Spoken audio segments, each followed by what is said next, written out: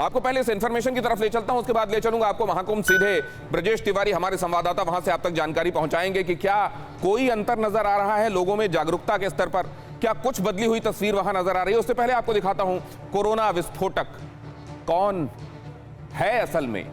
चुनावी रैली, महाकुंभ, इस तरह का हर एक इवेंट जहां पर लोगों की गैदरिंग हो रही है। और मैं आपको एक बात फिर से यह बता दूं, चुनावी रैलियों से हमको कोई गुरेज नहीं है, किसी धर्म के आयोजन से हमको कोई गुरेज नहीं है, लेकिन ऐसी जगह जहां लोगों की गैदरिंग संभव है, क्या उसको लेकर एहतियात बरतने का यह मौका नहीं है।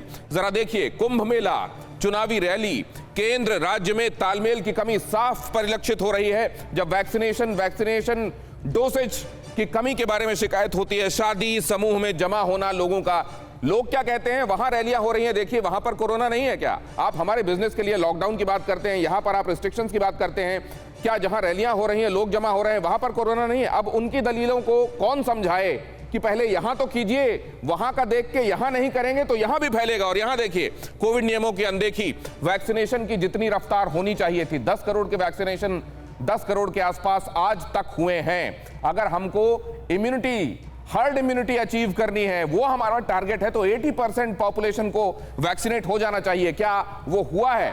टेस्ट का कम होना, test, track, trace, treat and test, ये जो कहा जा रहा था, ये केवल एक राइम बनकर रह गया है क्या, जो कहने में बड़ा अच्छा लगता है लेकिन जिसमें हुआ असल में कुछ नहीं।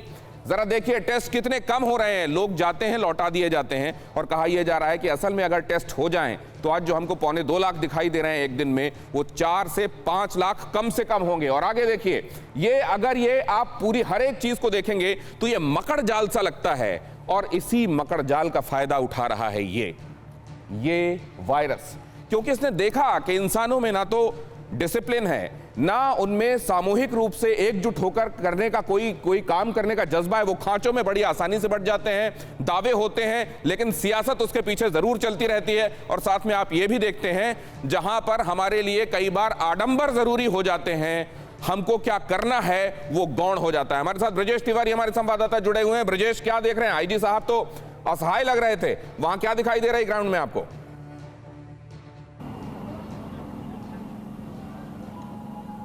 देखिए, पुलिस प्रशासन सुबह से ही लगातार इसी बात को कह रहा है कि भीड़ बहुत ज़्यादा है, और भीड़ ज़्यादा होने की वजह से वो कुछ नहीं कर सकते, लोगों को मैनेज करना मुश्किल हो रहा है। लेकिन उनको ये भी समझना पड़ेगा कि आखिरकार उनके पास जिम्मेदारी है और वही लोगों को समझा सकते हैं। हालांकि लोगों से भी हमारी बातचीत हुई, हालांकि इस वक्त जहाँ मैं खड़ा हूँ, मेरे ठीक पीछे अगर आप देखें तो आपको भीड़ ज़रूर दिखाई देगी, वहाँ तक पहुँचना मुश्किल है, नेटवर्क की प्रॉब्लम है। लिहाजा मैं आपको बता दूँ कि लोगों का ये कहना है कि आस्था से जुड़ा हुआ ये पूरा मामला है। 12 साल में एक बार कुंभ लगा है, और ऐसे में आस्था के साथ वो आए हैं डुबकी लगाने के लिए, उनके साथ जो होना होगा वो हो जाएगा। हालांकि कुछ लोग प्रिकॉशन के तौर पे ये ज़रूर कह रहे हैं कि यहाँ से जब 14 तारीख को वो लौट के जाएंगे तो अपने घर पहुँचने से पहले अपना टेस्ट भी कराएंगे। ये दलीलें लोगों की तरफ से दी जा रही है। चुनाव को भी लेकर लोगों ने जोड़ा है कि आखिरकार जब चुनाव में रैलियाँ हो सकती हैं तो यहाँ क्यों नहीं। हमने उनसे लोगों से ये भी पूछा कि आप अपना एहतियात बरतिए, तो हर सवाल का जवाब एक ही है कि आस्था है, 12 साल के बाद कुंभ लगा है, और गंगा माँ में डुबकी लगाने से सारे पाप धुल जाते हैं। और जब जिसकी मौत होनी होगी, जिसको जैसे जाना आपकी होगा, चिंता तो ठीक है,